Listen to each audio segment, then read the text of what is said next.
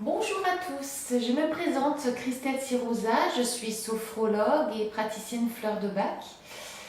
Et voilà, j'avais envie de partager avec vous un petit brin de ma vie et puis aussi de faire une petite mise au point par rapport à la sophrologie, bien évidemment. Alors, la sophrologie a été listée par les membres de l'Académie de médecine dans les thérapies complémentaires, c'est-à-dire les soins complémentaires. Les variétés de soins complémentaires sont nombreuses. De la longue liste établie par l'OMS, l'OMS qui parle d'ailleurs de médecine complémentaire, l'assistance publique des hôpitaux de Paris en a retenu d'abord quelques ensembles identifiés selon les trois variétés suivantes. Alors la première, ce sont les traitements physiques et manuels. Donc c'est toute la médecine manuelle, l'ostéopathie, le shiatsu. La deuxième, ce sont les traitements issus de la médecine chinoise, donc l'acupuncture, le massage tuina, le qigong, le tai chi. Les traitements psychocorporels, comme l'hypnose, la sophrologie, la relaxation et le toucher-massage. Donc la sophrologie est donc bien une thérapie complémentaire, également une thérapie brève. Mais elle est aussi une discipline qui rentre dans le cadre de développement personnel, bien évidemment. Elle a été conçue, pour la petite histoire, par le neuropsychiatre Alfonso Caicedo et est inspirée de techniques aussi bien occidentales que orientales, puisqu'il a beaucoup voyagé.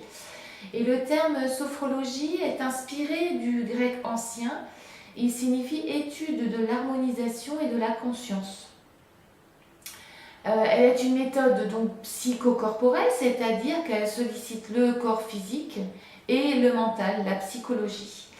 Elle utilise la respiration contrôlée, la détente musculaire et la visualisation positive. Alors, y a-t-il une ambiance musicale, des gongs, des tambours pendant les séances? Non. Y a-t-il de l'encens que l'on fait brûler? Non plus. Est-ce que le sophrologue touche la personne qui vient en consultation? Non plus. La sophrologie est utilisée pour améliorer son quotidien, pour accompagner un traitement médical, pour accompagner un comportement pathologique ou encore comme préparation mentale pour un examen ou un défi sportif par exemple. La sophrologie est proposée en cours collectif ou en accompagnement individuel et le sophrologue utilise deux choses, entre autres, c'est sa voix, donc c'est sa voix qui fait la séance et les ressources de chaque personne qui viennent voir le sophrologue, de chaque sophronisé. Voilà pour la petite mise au point. Maintenant, je vais vous dévoiler mon expérience, mon petit brin de vie. Il y a 3 ans, je luttais contre un cancer du sein. J'ai subi une chirurgie, 6 chimiothérapies, 38 rayons, 1 an de traitement spécifique. J'ai eu l'opportunité de faire de la sophrologie, de la méditation, du yoga et je me suis beaucoup entraînée. J'ai compris qu'elle était salutaire pour gérer les douleurs, gérer les craintes, les changements physiques. J'ai pu, grâce à cela, reprendre aussi ma passion du chant. J'ai d'ailleurs donné mon premier concert chauve au milieu du village le 14 juillet. Donc voilà, ça a été un petit électrochoc par ici. Voilà, j'ai pu reprendre aussi doucement le sport. J'ai gravi avec mes amis des filles au sommet le Mont Buet, le fameux Mont Blanc des Dames, 3096 mètres, alors que j'étais encore en traitement. Et bien sûr, j'étais entourée de beaucoup d'amour. Et puis j'ai repris mes études. Le métier de sophrologue a été pour moi évidemment, ça a été pour moi une évidence. Parce qu'elle m'a permis de renouer avec mes capacités et surtout de les optimiser. Et aujourd'hui tout va bien, tant physique que moral. Donc j'ai ouvert mon cabinet. Je travaille pour des établissements thermaux et pour une consultante en gestion de stress. Et puis à côté de ça, je chante dans 2 formations, donc je fais aussi bien des soirées dansantes variété que du thé dansant, un peu de et aussi un peu de jazz, du swing, voilà. Donc je vis vraiment ma passion.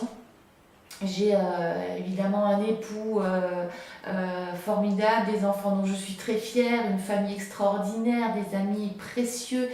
C'est un métier que j'aime, une passion que je vis à fond. Et tous les jours qui passent, je déguste ma vie. Voilà, je la croque à pleines dents, mais je la déguste surtout. Là, c'était pas pour plomber l'ambiance, mais simplement pour vous dire que voilà, tout est possible. Quand je parle aujourd'hui par rapport à cette maladie de bénédiction, les gens me regardent avec des yeux comme ça, mais c'est pourtant une réalité. Je suis aujourd'hui là où je dois vraiment être.